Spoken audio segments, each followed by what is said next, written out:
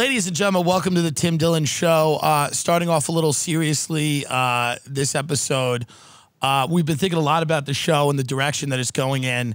And, you know, I was out to dinner the other night and somebody said to me, you know, you've never had a woman of color on the show.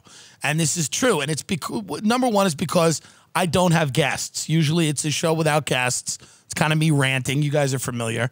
But I started to think about it, and I started to think about, like, that I needed to kind of make some changes, and why not use this platform to elevate people that have been marginalized historically, and why not use the platform to bring on a woman of color to speak? I think that's very important. So I think now it's time to kind of throw a bone to progressives, listen to people, reach across the aisle, you know, in terms of everybody should be listening to each other. So I was like, I absolutely, at dinner, I said, I 100% am going to bring a woman of color on the show. I think it's the right thing to do for somebody like me that has a platform. I truly believe that, and I'm not kidding. I know I'm a comedian, but I'm not kidding about that. So without further ado, ladies and gentlemen, please welcome Candace Owens. Candace, thank you so much for being our first woman. That one. You're our first woman of color on the show, and I really am grateful that you came on. Thank you so much. Thanks for having me. I love being the first one. What a pioneer. And yet I feel that it's not going to go as you planned in the comments section. But. Well, I'm hoping that everybody recognizes that I'm, you know, really trying to elevate she doesn't someone. Count. Yeah. Is it weird to you? Is it funny that there is so much of a push to listen to people of color, women of color, and you who are an author, you've got millions of followers, you drive the national conversation. When you say something, people listen, but no one would ever think for you to be the woman of color that anyone should be listening to. Right. That's because progressives only like Black people if they're going to complain about being Black and say they're a victim. And sort of fall into that narrative, the ism narrative, as I like to refer to it as, racism, sexism, you know, whatever it is. And because I am a content person, because I like America, because I don't hate white people, because I don't hate men, that disqualifies me from the oppression Olympics. So I do find it to be hilarious because I think it reveals who they actually are, that it's not about giving a platform to Black people. It's about uniformity. And I am not uniform. So ta-da. Right. And you're also, you know, what's interesting, because I observe you're a happy person. You're happy. You're right. Like, you enjoy your life. You're happy. You got a great husband. Congratulations. You're pregnant. You have a baby on the way. You're not a miserable person, and you don't seem invested in other people's misery. Like you, yeah. And I think, is there a psychological component to a lot of politics right now that we're not realizing, where you see some of these people? When I see somebody with purple hair screaming, I go, there's something else going on, and it's not always political. It's usually just a mental disorder, which none of us are equipped to address. You know, with trying to make yourself unattractive, screaming, shrieking, finding, you know, issues with everything. Like, anything that, you know, screams normal to them, they have to attack it. They're just like, this needs to go because it's too normal. It's a horrible way to live. So I always say, if you look at the life of a leftist, they wake up every day and they are trying to figure out what to be upset about. Eventually that has to rot your soul. Like, you know, to be looking around, to walk into a grocery store and be like, you know what? These Aunt Jemima freaking pancakes have to go. You know what I mean? Like, I look in and I'm like, ooh, like, what's in the meat section? I get to go to the butcher, see what he's made up. So I just can't imagine. They don't realize the weight of their own mentality. And I'm the exact opposite person. I'm always happy. And that's partly because I have a family.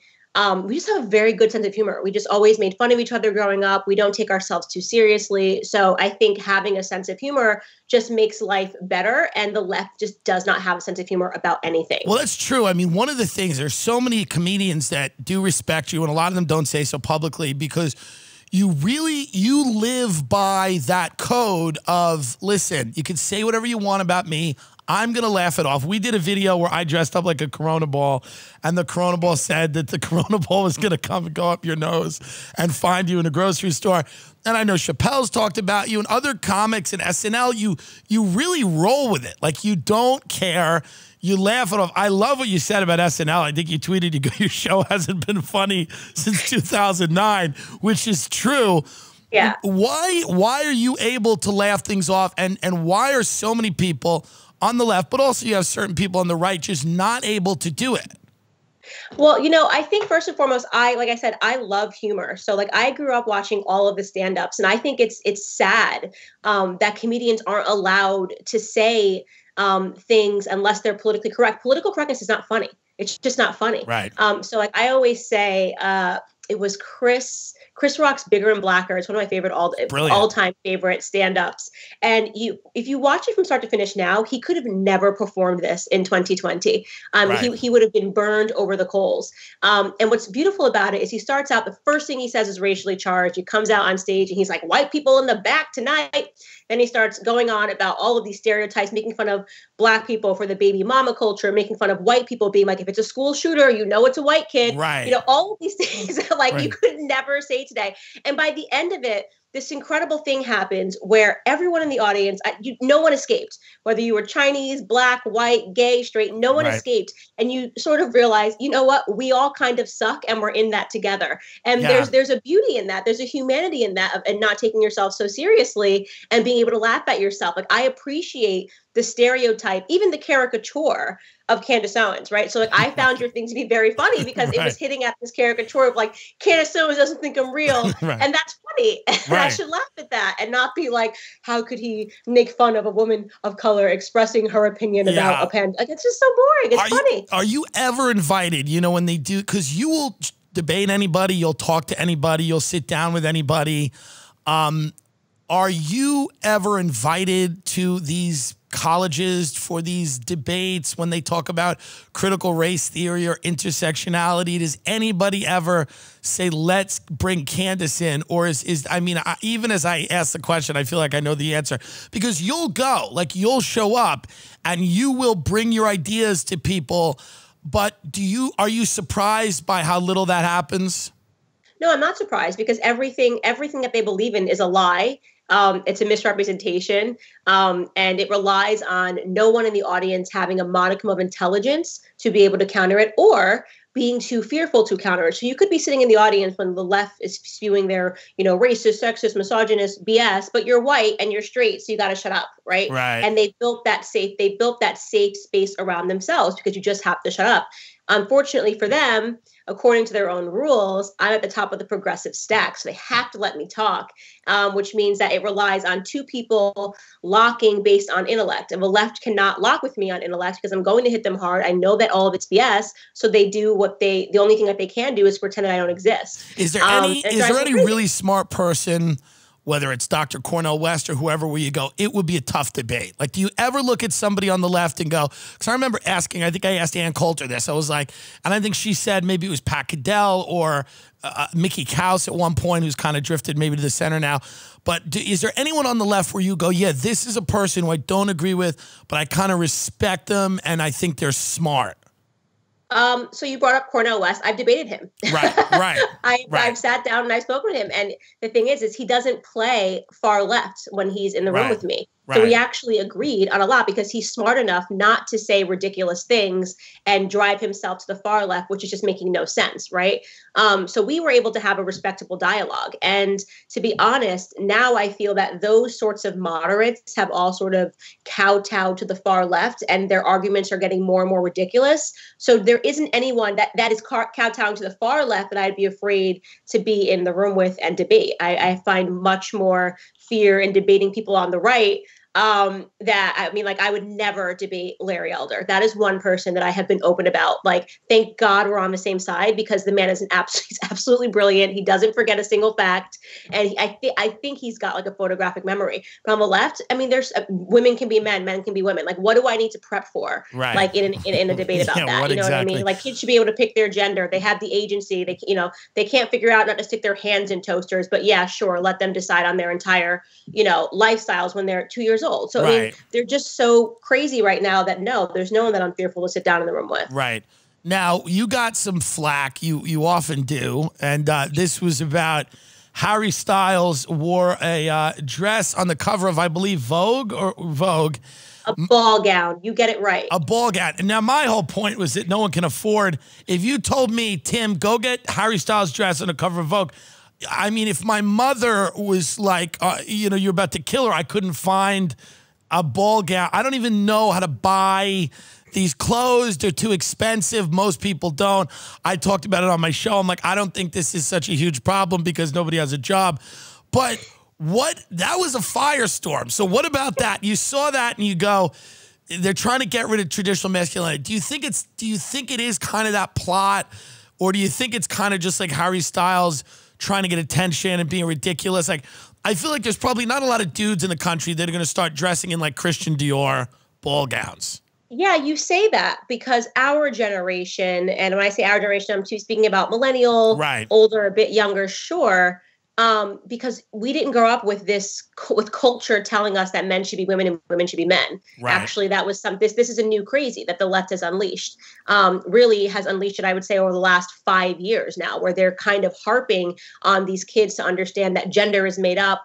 And you know, your kid, I mean, who's the chick that's always naked on Instagram? Emma Ratajkowski or something? Yeah, you know, she's always naked, always says it's a new reason, you know, oh, I'm naked today for this issue. She's in it, that's what we call it, intellectual. In America, yeah, and by the way, she does have a nice body. I wish she would just be like, I'm naked because I have a nice body, and stop pretending that there's some social issues, but whatever. So she's pregnant, and the first thing she does is issues a long statement saying that she's going to be part of the parents that raise their kid to have no gender and wait for their kid to tell her when she's 18 what gender it is. By the way, there's no way at 18 that daughter or son is still speaking to Emily Ratajkowski.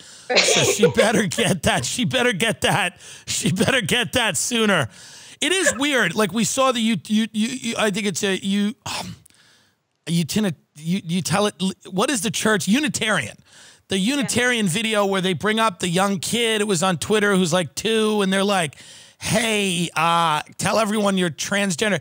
It was weird. It was all the creepy elements of religion. Yeah, it's weird. It's just weird. Yeah, it's weird. You know, and it is because of now we're sort of trending towards this atheist society that they're looking for new forms of religion. These are new types of cults that are happening. The left has become a cult where they just want to undo things that we didn't have a problem with. At no point when I was growing up as a little girl was I like, man, I really wish I could go into the guy's bathroom. It's just not fair. Or like, you know, I really wish like I could just act like a boy and all of this stuff. I never had those feelings. I was a tomboy for a period of time, but my mother never said, well, this must mean that you are deep down inside a boy. And thank God she didn't, because I grew out of it when I went through puberty and suddenly I thought that the guys were not cool, but cute. Right. So, I mean, in terms of the Harry Styles thing, I said something that everyone reasonably should have agreed with. He's not masculine when he's wearing a dress. And you have to pay attention to those trends because whatever they're putting on the cover of Vogue, that's what's around that's what's around the corner. That's what's around the corner culturally. And I'm just staunchly against, you know, this trans agenda, as I call it. Of course, if you're a trans person, you're suffering from gender dysphoria, which is a real issue. Right. You know, then, you know, you should be afforded every protection. You should never be attacked. But no, I'm always for maximum freedom. I think maximum freedom. Too much of progressivism now seems to be about reducing the freedom of others.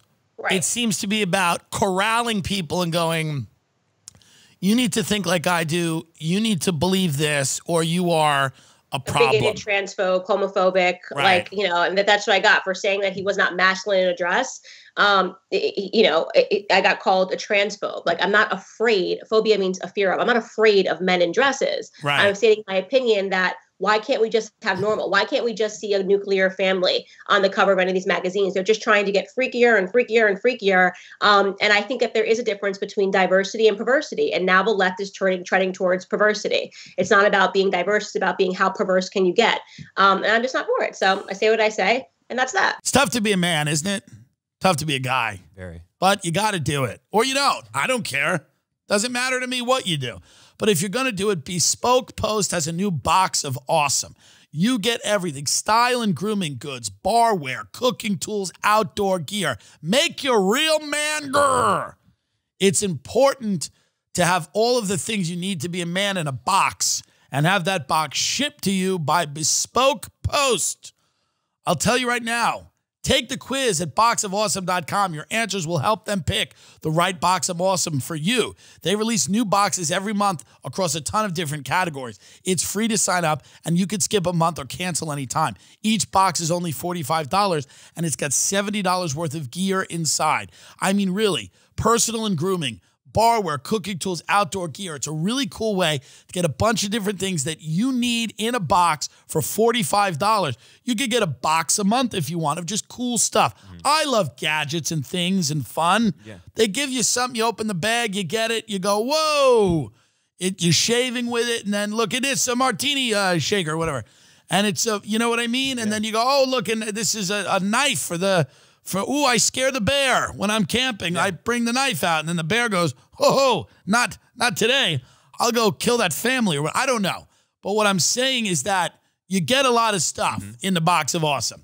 You get a lot of stuff. It's important that it comes in a box.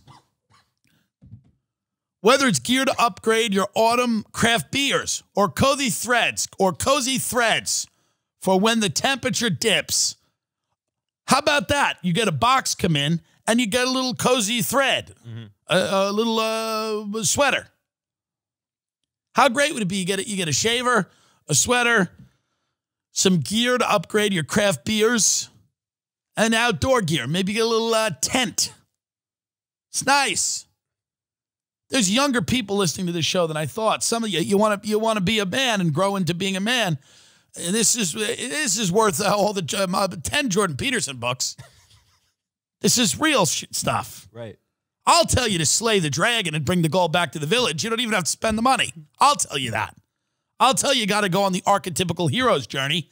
This, you get a box, you get maybe a shaver and a knife. Yeah. Something outdoors. I'm not an outdoorsman. No, you could go off the grid if you got one of these boxes. You could leave society with one of these boxes from Bespoke Post, but still like craft beer. Yeah. Like leave and go, I don't like stoplights, driver's licenses. I don't enjoy the collective. Don't like it. Not for me, but I like craft beer, and I like some cozy threads for when it gets cool. I'm telling you right now, boxofawesome.com. You have nothing to lose. A great way to support our show. Enter the code TIMDILLON at checkout. Boxofawesome.com. Enter the code TIMDILLON at checkout for 20% off your first box. See what's in the box. See what's in the box. Yeah. What do you have to lose? This is a great gift for the holidays. I get nothing for the holidays. Okay, except requests from him. Can I have this? Can I have that? I have money. I have this. My wife wants a Lexus. You know, everybody's. But what I want is to get something. I want a box of awesome. Go to boxofawesome.com. Enter the code TIMDILLON. Check out boxofawesome.com. Code TIMDILLON for 20% off your first box. Ridge Wallet. Yum. Ridge Wallet sponsors the show. They've done so for a very long time. It's a minimal front pocket wallet. It's designed to streamline what you carry every day. It's got 30,000 five-star reviews. It's a better way to carry your cash and cards. Do you have a Ridge Wallet? Yes, I do. Please take it out. It's over there. Hold on. I'm glad you prepared for this, huh? Jesus Christ. The Ridge Wallet, you gonna walk across the frame like that? Can't really go around. Yeah, everybody's gonna email him. Go, he abuses you. That's not right. You shouldn't take constructive criticism. Oh, look at this. Here it is, folks. Is there anything easier to sanitize than the Ridge Wallet? You take a little sanitizer, you put it in your hand, and you sanitize your entire wallet. Okay, that is huge right now because of the bubonic plague. Ridge is a titanium wallet. It's metal. It's got this little band here. You could fit a few cards, some cash, but what it forces you to do is go, what really matters? What do I really need? This is easy. This does not bulge, so nobody's going to see it and go, let's kill that person. Let's rob them. Basically, it's an organizer. It forces you to organize your entire life. It's great. It is really great. You have this little clip right here, you know? Yeah, that one has the band. You This can has a also band. do a clip if you want. Do a clip. Yeah. This is a band. This is easy. It is easy, and it's a front pocket wallet. You put it right in your front pocket. It's not a big deal. It's tough. It's durable. I mean, it's everything you could want from a wallet. And you get 10% off free worldwide shipping and returns by going to ridge.com/Tim. That's 10% off free worldwide shipping and returns by going to ridge.com/Tim. And if you use the code TIM in description. So you have to use the code TIM in description, and you get this. What kind is this? Which one did you get? That is I think that's a titanium one I got. Yeah, I think that's a titanium one too. I like it, man. I dig it. And you got more than enough room here for the things you really need. You got a few cards in here. You know, you could throw a little cash. Easy. Fold a little cash. Easy. This is the move. The Ridge wallet, the official wallet of podcasting in America. Really. Thank you. Now, you recently joined Daily Wire. I did. You're on Daily Wire. That's very exciting. Now, why did you just, because now you and Ben Shapiro have you're a little bit of a team in a way. Not a team, but you're on the Ben Shapiro team. Right. Now, you guys are kind of different ideologically, right? I mean, you're very similar in many ways, but like, I would say he's more maybe a kind of an old school conservative, and I think you're more of a kind of a nationalist, if that's right. Am I wrong there? We do have differences. Right. Without characterizing it, I would say you're absolutely right. You're hitting at, we are stylistically different. Right. And we've butt heads in the past, Ben and I. And now what, so what about that move was the move? You just said, I'm going to do it. I think it's the right. I think what the Daily Wire invites, and people may not realize it now, is that there are people that completely disagree with Daily Wire. Michael Knowles and I actually tend to agree on stuff more often than not. And him and Ben Shapiro disagree on a lot of things. And Michael Knowles has been a part of the Daily Wire team for a very long time. So I think that they are smart enough to realize that they're not trying to inspire groupthink. They're trying to, lift different voices and sort of take over, if you will, become an alternative to the left, and everything that we see on TV is always a leftist perspective. So Ben and I will still disagree on certain people, different ideas, but we do so, and are able to make fun of one another and not take it too seriously. And, and he has a pretty good sense of humor too, I think, for the most part. I see him, he has a pretty good sense of humor. He's not. Now, about COVID, I just have my producer here, and I just ordered 2 COVID tests. We have no symptoms. We're not sick, but I'm spending about $600 to have a guy come in here. We do this a lot. Like, they talk about canceling student loan debt. I want them to cancel the thousands of dollars I've spent on COVID tests where I don't even know if they're accurate. No one really knows. It's all a guessing game. And then the doctor comes over. They don't have a mask. I'm like, you're not afraid. So now COVID's clearly real. It's clearly a problem, but you have, and I don't know that I agree with you here, but you make kind of a compelling case that this is part of something larger, that it's been inflated to a degree. Now, and how would you say that? Because I was listening to you did a live stream, I think last week, where you said, I have been calling out how COVID is going to be used to get Donald Trump out of office for a while. You've been calling it out probably since February. That's right. But it's happening all over the world, and it is something that's an actual disease, and it can be quite devastating. But what do you think has been done on the left, in your estimation, to inflame the situation or to, make it a catalyst to remove Trump? Well, first and foremost, COVID was never going to kill millions and millions of Americans. That was always a lie.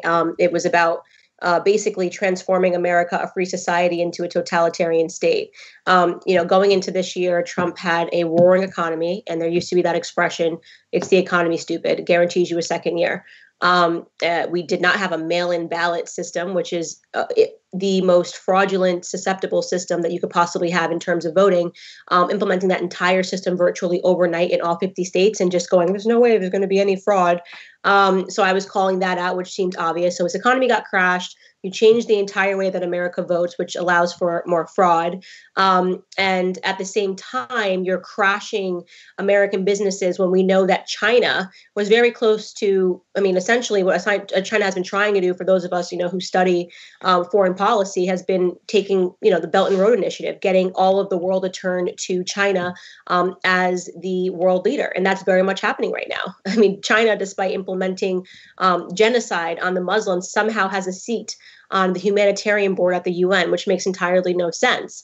China was able, a country of 1.3 billion people, right? I've been to China. Everyone's like this at all times, was able to knock out the coronavirus and reopen everyone's businesses in 2 weeks. And we just can't figure it out in the West. They can't figure it out anywhere. And our infection rates, first they were playing around with the death rates, and we had the censorship from the tech. People were coming out and saying, yes, my father died of cancer and COVID-19 is on his death certificate, because in post-mortem testing, which has never been done, they're looking for a strand of this virus, which the majority of people who get it are asymptomatic. I mean, I've probably had COVID 10 times. I've declined to wear a mask. I've traveled to at least 4 countries, right at the height of it. I've had, and I say this in my act, I believe I've had COVID for 10 years. Yeah, I mean, there's no way I don't have it. So if this Right. is the big deadly virus, guys, and by the way, here's the thing about the left. If they actually thought that it was a big deadly virus when we were all going to die, they'd be encouraging Trump rallies. They hate Trump supporters, right? They'd be like, yes, all of you go into a pit, and then we expect all of you to die. I hosted events with thousands of people. They were sanctioning protests, but then saying, so I mean, it was just the entire mainstream media narrative made entirely no sense, but they wanted us to be home. They wanted us to be on our cell phones. They wanted us to be essentially just paying attention to them. And the psychological game of it, the death ticker, that was the thing that I was like, this is like next level creepy stuff, because no matter what you have going on in America, you have never seen a death ticker. You've never seen the news tell you every time somebody dies of something. How they even were able to do that, considering your health records are private, yet they were somehow telling you how many people were dying of COVID-19, was completely bizarre. If there was a death ticker to tell you every time somebody died in a car accident, you'd never get in your car, because it creates psychological trauma. And that's what they were trying to do, psychologically traumatize people to fundamentally change the way that we act every single day. And it happened. People bought into it. I mean, I just was at the grocery store and a woman came up to me and she just said to me, excuse me, you're pregnant. I want to let you know, if your mask is not over your nose, like you're going to catch this thing. Ironically, you know me, I love Whole Foods. Right. I turned to her and I said, I don't care if I get coronavirus. I mean, what is wrong with you? What weird, like, I'm a young, springy, 31-year-old woman. If I get coronavirus, I promise you it's not going to be anywhere near as bad as the flu I had 2 years ago, which wiped me completely on my butt. And we've never had a flu ticker. We've never had anybody talking about flu is more likely to kill children. We never made children wear masks during flu season. I just saw kids 10 running. times more likely. I rented a house in California, and we're driving to get breakfast, and me and my producer, and we see high school kids running in masks, and it was very odd. Like, they're at gym and they're running outside in masks. That's when I go, this doesn't make any sense. I understand you're in a crowded place, you want to wear a mask, whatever, but running outside in mask, it does feel cultish and weird. Yeah, it's just weird, especially because the statistics are in. The kids are more likely to die of the flu. So why weren't we masking these children every flu season? And it's because it's all about the psychological trauma of seeing a child in a mask, and we're all in this together. All of this like commie type rhetoric. We're all in this together. It's Cuomo the other night. It's your global family now. Don't have Thanksgiving with your family. We're all a part of a global family. I'm like, I don't care. You could say something to me a million times. I am a pretty strong-headed, bull-minded. I'm going to be with my family. I'm not going to mask my family. In fact, I have a strict no mask policy in my home. So I respect how you want to live, run your home. You're not allowed to wear a mask in mine. And that's just, my kid's going to grow up like a normal kid. He's going to breathe. So if you have an issue with that, then you can hate Candace. Join the club. There's a lot of people out there that do. Do you think there's any chance that Trump pulls this out? I do, 100%. Really, and again, Candace, really? Yeah, I Wow. think the Supreme Court has, I have been talking about the fact that this election was going to end up in the Supreme Court since February. You can go back and watch my my interview with the Daily Caller. It might have been early March. And I have said this is the most rigged election, just looking ahead at what was down the pipeline in terms of how we were fundamentally transforming our society. I expected there to be a lot of fraud, and I expected that Trump would appeal to the Supreme Court. So at the end of the day, this is going to come down to whether or not they are able to prove, and not just prove, but be able to communicate what they are saying about the fraud. I am sorry. I don't care if you're on the left, if you're on the right. If you believe that Joe Biden secured the most votes, like that there was more energy for Joe Biden than there was for Barack Obama in 2008, you're kidding yourself. Well, right? wouldn't the argument be that it was an anti-Trump vote? Nobody was excited about Biden, but they were anti-Trump. It wasn't because it wasn't an anti-Trump vote. You know, we know that 30% of people didn't even bother voting. Right. So despite the fact that we are completely submerged in politics, not all of America is. Right. So for me, it's every day, it's day in and day out. But I also know that my cousins that live in the projects couldn't give a stuff about anything that I do. Like my cousins, literally, I went to eat with one of my cousins. Her name's Mia. And I'm like, I was talking about Brexit. And she was like, what's Brexit? I want to hang out with her. I want to hang out with her. I'm sick in LA. Everybody talking about politics. I want to go hang out with your cousins in the projects tomorrow.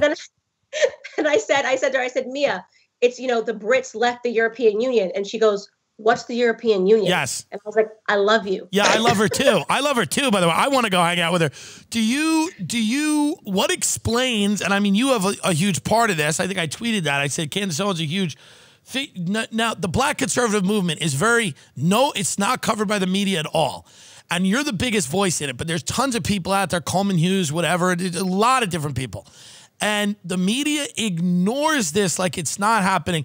And some of the most interesting conversations that are happening online are black conservatives that are talking about American policy and disagreeing. And it's very, very interesting. Trump made gains with minority voters. What do you think explains that? Because we've had the most strenuous year for race relations probably that I can remember, and Donald Trump, who's a very volatile figure, gains with minority voters. What would you attribute that to? People like me, independent voices. People are not buying it anymore, and goes back to what we talked about earlier, the fatigue of victimhood. I mean, if you weren't tired of being just black this year, when everything, you're struggling, you're just being black. I mean, at a certain point, I kept saying, Black America's going to wake up to this game. You can't just keep doing this every 4 years and popping around, and then Black Lives Matter, disappearing like a magic act, and then jumping back in, for the next election cycle. Eventually, Black people are going to get smart. And that's what's happening. We're having conversations. We have our own platforms. This is the reason why the left is ignoring us, but at the same time pushing for social media censorship, because it's problematic when people like Candace Owens can gain, millions and millions of followers, and, they are no longer relying on the mainstream narrative about race, right? They have another option. And that option sounds a lot better than waking up every day and being miserable just because of the color of your skin and seeing yourself as a victim. Like it just feels better. I have a better product, right? You get to go out and be happy and live your life, and you can do anything you want because this is the greatest country in the world, versus you are a victim, permanently a victim. Your life is going to suck forever because you were born with brown skin. But I think I think it would be fair to say that black people face a different set of challenges than white people. They in many cases, right? And that in what way specifically? Well, I think that if you look at where I grew up in Long Island. In Long Island, a lot of my friends were able to inherit homes because their parents got loans after World War II, or their grandparents got loans after World War II to buy these houses. And they created the suburbs. I think a lot of black people were excluded, not only from those loans, but also from like those communities, like realtors that showed black people houses would be threatened. And it was like, so the suburbs and the house, which seemed like the engine of wealth for a lot of middle-class families, right? Building equity in something, ownership. If black people were excluded from that. So I feel like there is a little bit of catch-up being played, certainly. But there's not, because that doesn't explain or account for the reason that black Americans during my grandfather's time did better than black Americans during my father's time. So that defeats your entire argument, right? Well, there was more what do you mean? Ownership. So what happened from the 1950s through to the 1970s, that black Americans became more impoverished, owned less homes, and became more reliant upon the government structure.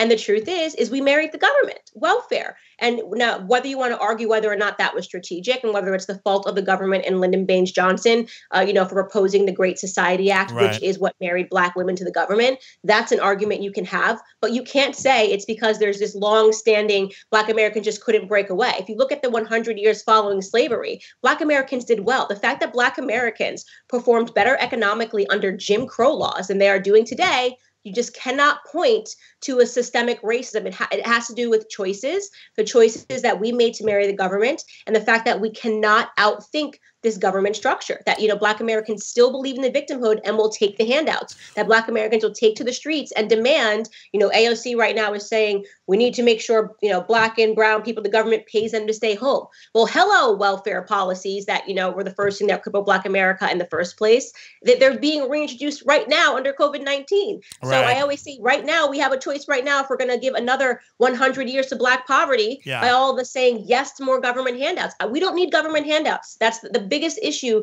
is more from the government. The government is not our parent. It's not our mother. It's not our father. It was an attack on the Black family. But if we don't wake up to that, we're never going to get ahead. Black people make the worst decisions out of every group in America, and you can compare us to who is the most successful group in America. It's not white Americans. So your argument about white Americans, who is this? Is it Asians? It's Asian. I forget who it is. Is it Asians? Some Asians, Indians do well. They weren't given anything. Indians do well. I'm Irish. We haven't done great. Yeah. So nobody wants to talk about Asians because it defeats all of the arguments for white people had it easier, because no one's going to say Asian people during World War II were Japanese people were in internment camps. Right. Well, that should be the title of your. Why are they ranked above white Americans today? The title of your next book should be "Nobody Wants to Talk About Asians" by Candace Owens. I know. Exactly. Yeah, I do understand. But as a white person, I always say to myself, I was a druggie. I drove around. I did not get pulled over nearly as much as my Black friends.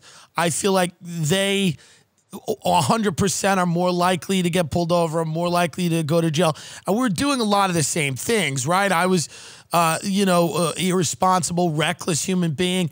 And I just feel like I definitely had certain advantages that put me in a better position versus a kid, just the idea that I had money for a lawyer. So if there's a Black kid who got caught smoking a blunt and went to jail, and my parents could maybe get me a lawyer to get me out of it, that to me is it's easier being white than if that's the right. I see, but here's what's wrong. You just brought up a good point and then you racialized it. Okay. Rich people. Yes. Economic privilege is a real thing. It didn't happen because you're white, right? So it didn't matter if you think that Puff Daddy's son is not going to be better off being pulled off if he has pot, right, than some poor white kid, you're wrong. But you've accepted the argument that it's because of the color of your skin, not because of your economic circumstances. Right. It's because of your economic circumstances. Oprah Winfrey doesn't have any offspring, but I'll guarantee you that if they ever got into trouble, they'd be able to get out. Malia and Sasha Obama, who we know like to smoke pot, good for them. They're enjoying their teenage years. Right? They are not going to go through the same things that a poor white trash kid is going through. Stop racializing it. Do you think we should rich people have more privilege? Do you think That's common sense? Do you think we should legalize weed so that we don't have this crazy drug war that's putting people in jail? No. I mean, listen, I have to think through those arguments more, because I do think that first and foremost, I think conservatives that pretend like pot is the worst thing in the entire world are just completely crazy and out of control. But the issue is the slippery slope argument. And we know that's real because right now in California, what are they doing? Trying to, with heroin and methamphetamine, they're trying to make it so you just get a ticket and keep going. So the problem with the left is that you never just stop at one thing. You're not like, okay, you legalize pot and they're going to be done, right? They're like already in California pushing for decriminalizing methamphetamine and heroin. And this is now an argument that we have to fight. So it's hard to find what the right answer is when you know that it's never enough to do one thing. Meaning a couple of years ago, it was all about just gay marriage. Right. I mean, the second the Supreme Court passed gay marriage, we were on trans rights, and it's been shoved down our throat. And now we're at kids picking their gender, and bathroom signs need to be all inclusive, and men need tampons in their restroom. So, I mean, I don't know where I stand on it completely, because I understand. But isn't there a little bit of a, listen, the slippery slope argument certainly makes a lot of sense. But like, isn't there so much pain happening because of nonviolent drug offenders being in jail for so long? It's disproportionately affected people that are, as you said, economically disenfranchised. Lots of them happen to be Black and Hispanic. I just feel like there's so much pain. There's so many real world consequences to that particular law that we should, especially when it is legal in certain, criminalize it. Yeah, it is legal in certain parts of the country and people are becoming millionaires. Yeah, okay. So we can decriminalizing is different than saying making it legal. And I agree with you. I think we spend a lot of time, you know, the idea of anyone being in prison for smoking pot is just ridiculous. Now, where are you where are you? Are you strictly pro-life, no abortion, no matter what? See, I don't know. We don't know where Candace Owens feels about every single issue. We don't. Are you like 100% never can have an abortion, or is there any gray area with you? The problem is that there's no gray area with the left, right? So I'm pro-life. I'm unapologetically pro-life because I understand now, as someone who used to be pro-choice, just how brainwashed you are as a young girl in school about abortion. I mean, until I was 25, I thought it was just a clump of cells, which is crazy. I mean, that's just, so that's they're fundamentally teaching you that abortion is birth control. And that it is the responsible thing for you to, you know, kill your child. And when I actually understood the history of abortion and studied Margaret Sanger and understood that it was actually a eugenicist movement, where people were trying to get rid of Black people having any offspring. And when you look at the numbers and you realize that it is Black Americans that are giving disproportionately, the Black population would be double today if it wasn't for abortion. That's a scary thing to even say. And that these clinics are being put strategically in Black and Hispanic neighborhoods. You know, I have an issue with what abortion was designed to do and the fact that it's been largely successful. You know, by Margaret Sanger, you know, through and through is this as an American success story. You know, she wanted to make sure people that were Black and brown, as well as immigrants from Eastern Europe, were not able to have any offspring. So I have an issue because I'm educated about it. And I think the thing that bothers me so much is I know that the other argument is, well, all of these people having kids, unless you're going to take care of their kids, you know, first and foremost, it makes it seem like people cannot be responsible at all. You remove responsibility from the person. And we know the majority of people are not getting raped. So that extreme argument of like, well, you know, what if you're raped? And then you get pregnant and now you're forced to have this killer's kid. The left has to rely on that because the majority of the time, you know, it's not rape. It's just people being irresponsible and then deciding that they want to get their there's kid. A lot of people that are like, okay, we don't want abortion. And because I understand pro-life people, I'm pro-choice because I don't want to tell somebody else that may have had an experience, whether it's rape or not, that they don't want to carry a child to term. I don't necessarily think it's my position to tell them that they have to do that. But then there are people that go on the right, they go, no contraception, no plan B, nothing. I don't believe in that. Okay. Yeah, there needs to be some, yes. You know, I don't like late term abortion. I think but at the end of the day, I feel like, you know, there seems to just be a, you know, like unwillingness to imagine that we're living in a society where people do have other moral codes. So not everyone's going to have the moral code that you do.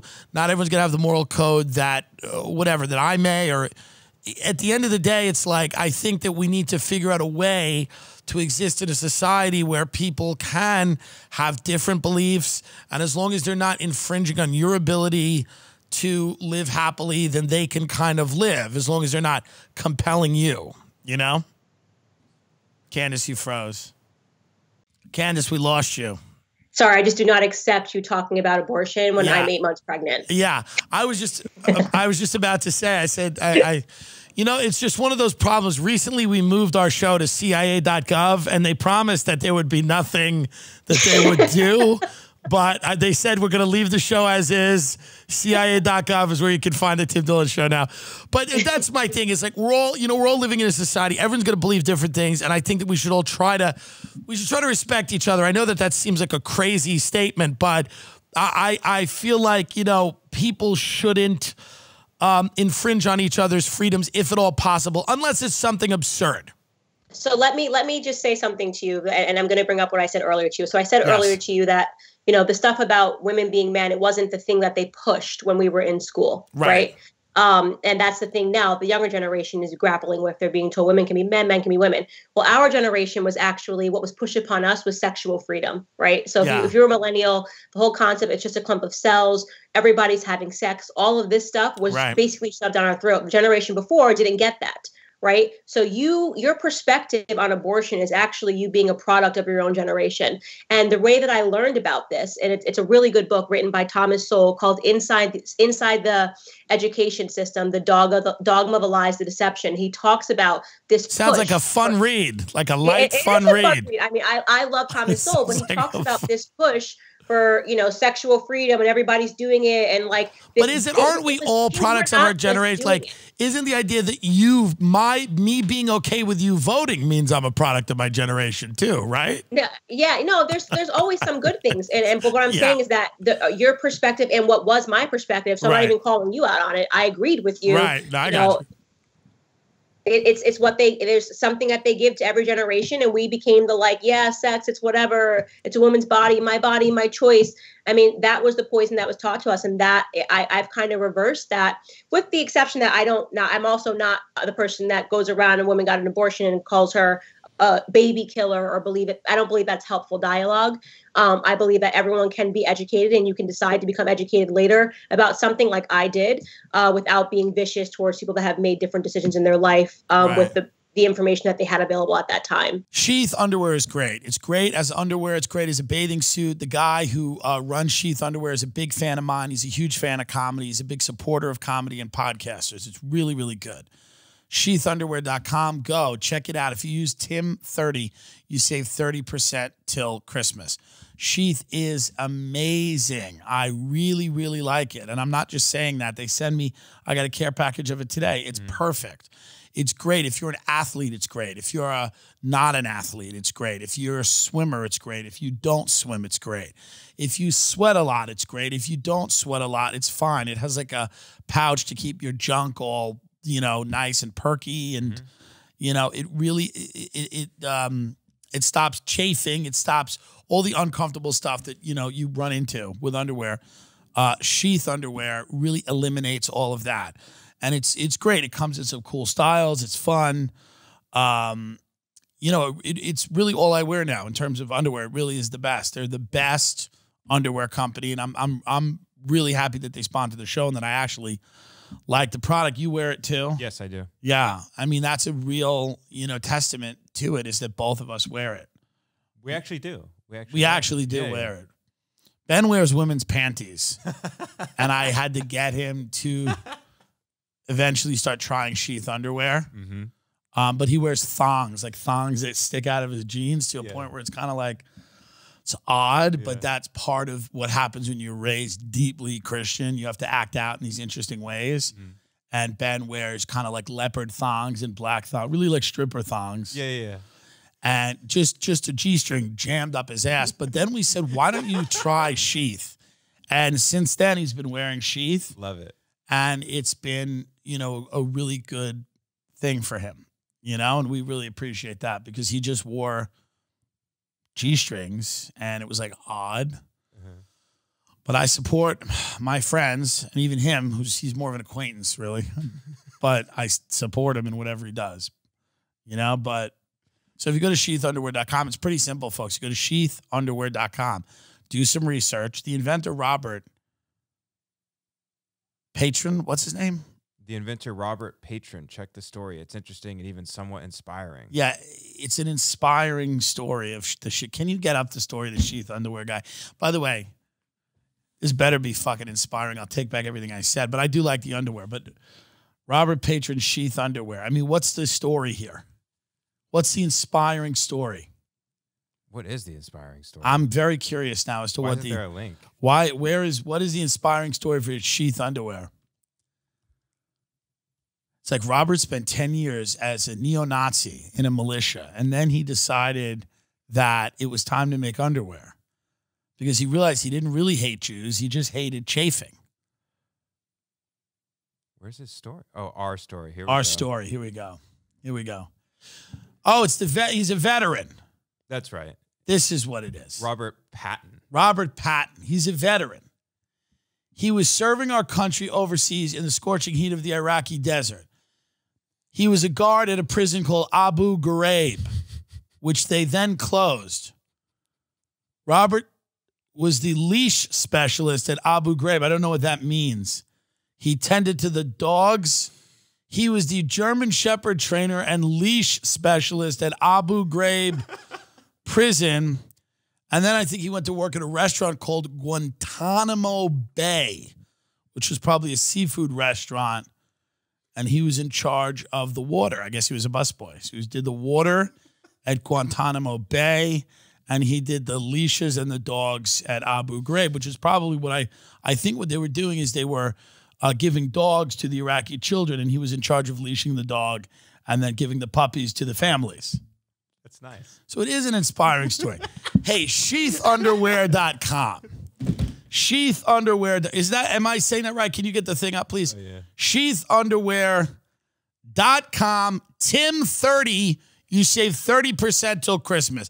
If you're very good looking and you want to take a photo of yourself in the sheath and you have a nice bulge, I'll repost it. But you better be very good looking, 6-pack, big bulge, and we'll put it right on the Instagram. Try to get you some followers. Try to get your OnlyFans some traction. Sheathunderwear.com, promo code Tim30. If you're bald, your life is over. Not guys like Joe Rogan, but they have a better work ethic than you and more money. You cannot go bald unless you're bald already. But if you're not bald already and you are starting to lose your hair, you got to use Keeps. Keeps helps you keep the hair that you have right now. They offer generic versions of the only 2 FDA-approved hair loss products out there. Okay, this is about preventing the hair loss that's taking place naturally on your head. It's not about getting a wig. It is not about regrowing hair. It's about keeping what you got. It's so important. They started about $10 a month. For a limited time, you can get your first month free. Nobody wants to go bald, and nobody wants that weird male pattern baldness, receding hairlines, things like that. What Keeps allows you to do is take a simple pill that will prevent you from losing hair. It'll stop your hair loss right in its tracks. Okay? It's so important. Much of our identity is wrapped up in our hair, from how it feels after getting a fresh cut to the way it's perfectly styled before going out.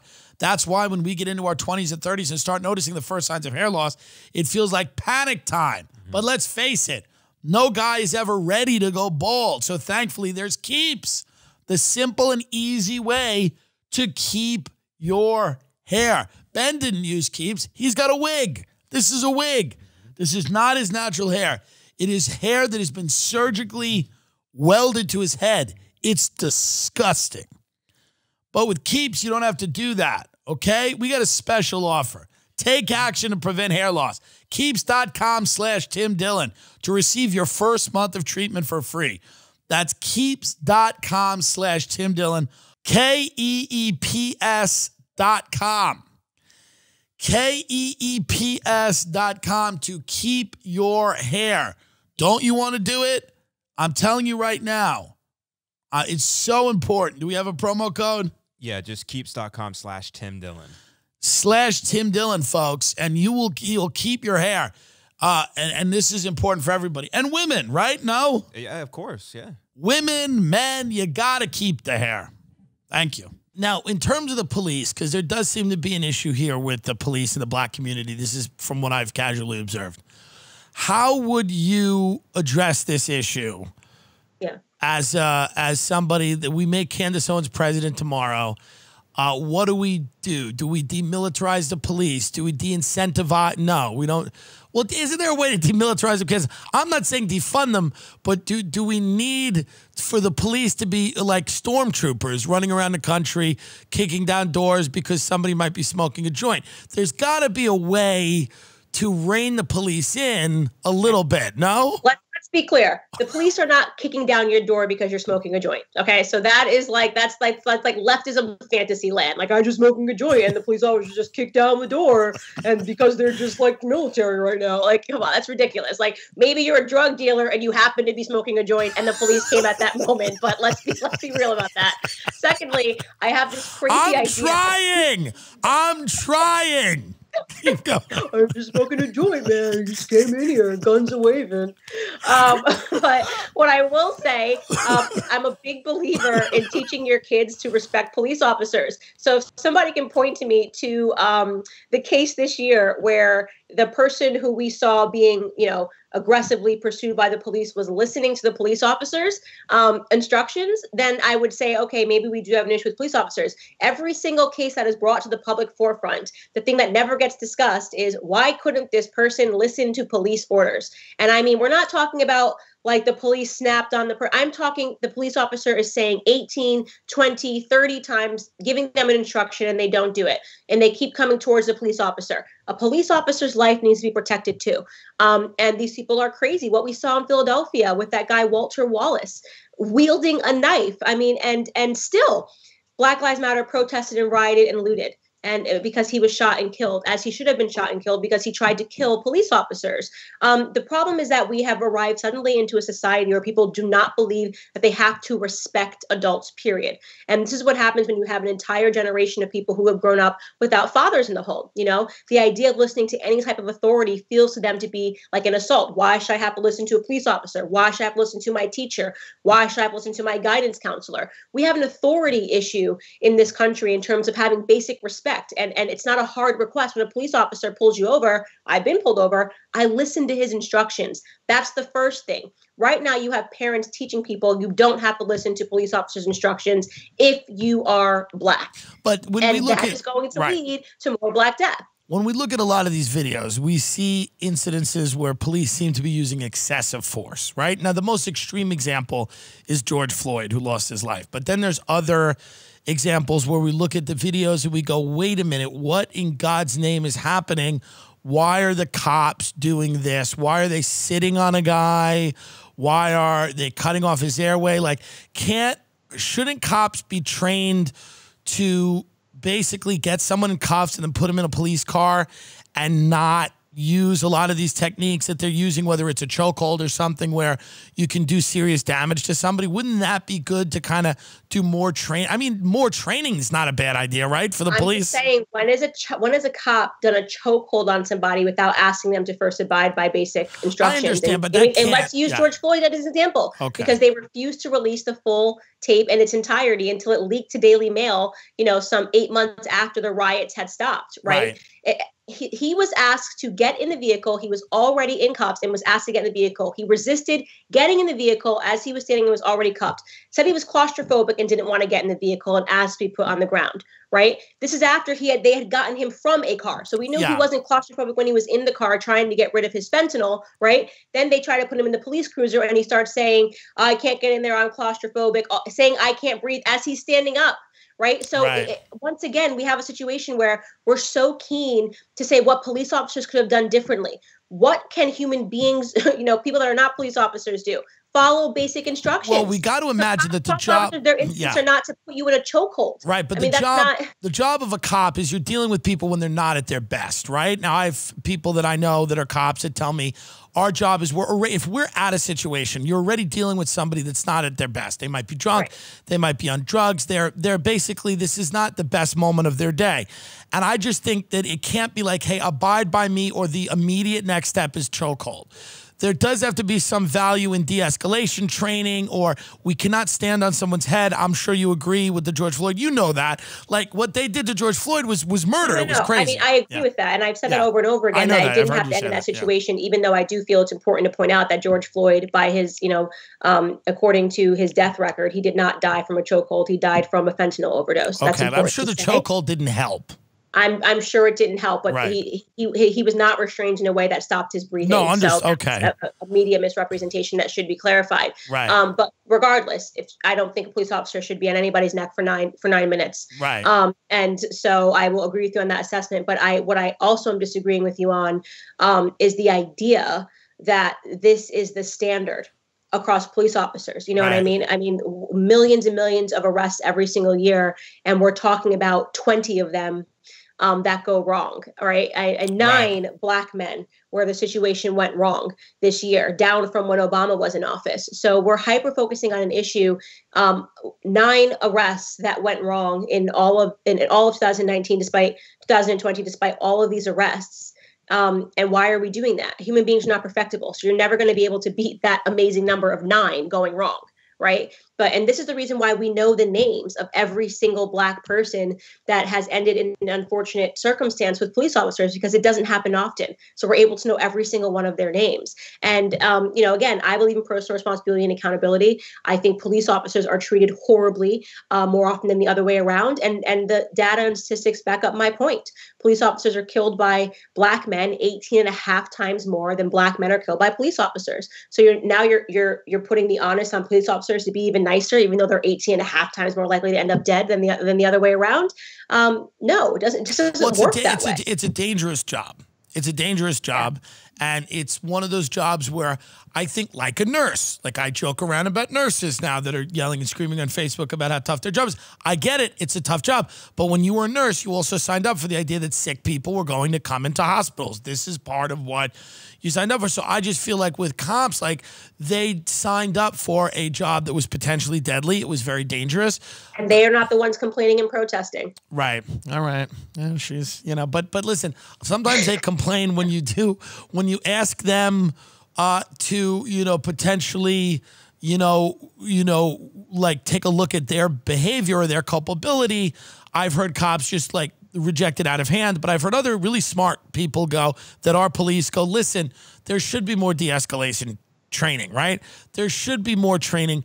Cops should be able to use other tools other than a physical hold immediately or a chokehold or something like that. There should be more psychological training. That immediately. I hate when people say that because they don't do that immediately. That is not an instinct of a cop. It has not been the instinct in any of the police videos we've seen even this year to assess. It always escalates that situation after a long period of peace. Again, the George Floyd video was not 9 minutes. They were dealing with him for almost 30 minutes, trying to get him to get out of the car. Sir, can you please come out of the car? So, it's so easy to be perfect in the retrospect and to say, here's 18,000 different things you could have done. But when you're dealing with a violent criminal, especially big violent criminals. George Floyd was huge, right? Who can hurt you. The Rayshard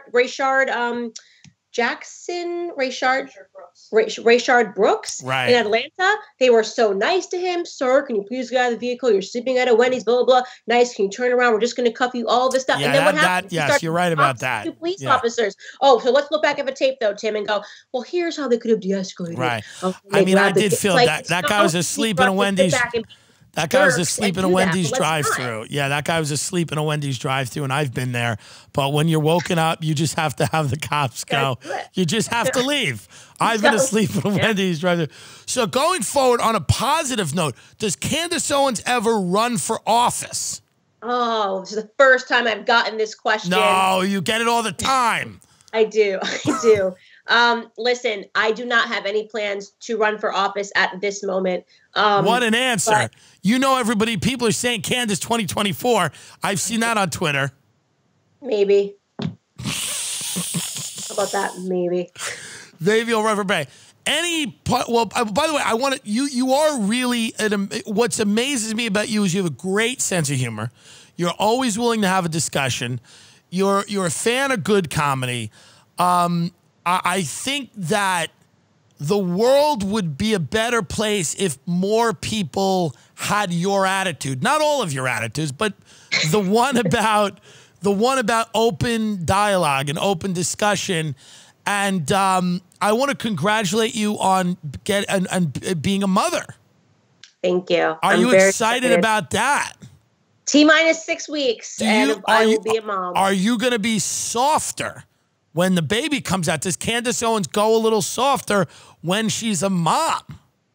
I think that the idea that Candace Owens is super hard now is more of a media caricature. I'm actually quite nice, very funny. It's the number one thing people say about me when they meet me in person is they're surprised how much of a sense of humor I have. And it's because the media has built me up as this person, like 300 style all the time.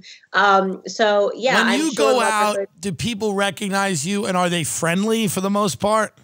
Yes. People recognize me everywhere I go. And yeah, they're always friendly because leftists, unless they are, you know, planning to be in a group of 300 Antifa supporters, are fundamentally cowards. So if they see me and they don't like me, they shut up. You know, you're not going to approach Candace Owens and be like, and think that's going to go well for you. I don't give off the energy that I'm going to be one of those like, oh, please leave me alone. You know, I'm like not playing this game. I'm not like, I'm not afraid of a little Antifa thug in an airport, you know? Yeah.